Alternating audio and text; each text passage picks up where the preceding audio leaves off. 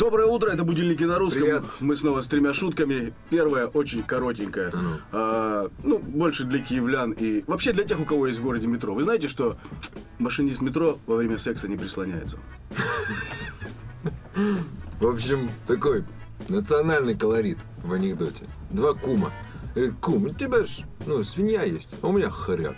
Может, давай мы их сведем, пускай они оторвутся. У нас будет какой-то, прибавка в хозяйстве. Да не вопрос. На следующее утро и порешили, это сделать.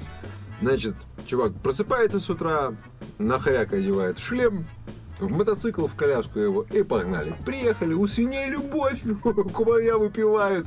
Нормально так все. Говорит, слушай, а как же правильно определять, что пара к тебе вести?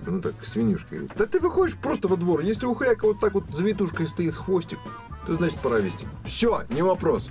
Через неделю буквально просыпается, мужик выходит во двор, у хряка вот так уже хвостик такой.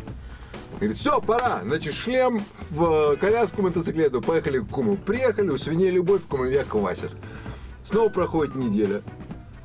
Мужик выходит во двор, смотрит, хряк опять на этот хвостик накрутил. Снова шлем в мотоциклетную коляску, поехали. Снова у свиней любовь, кумовья пьют. Проходит неделя, мужик просыпается с бодуна страшнейшего. Говорит жене, слушай, иди посмотри, как нам наш хряк, какой у него хвостик. Она говорит, я не знаю, какой у него хвостик, но он уже в шлеме и в коляске сидит.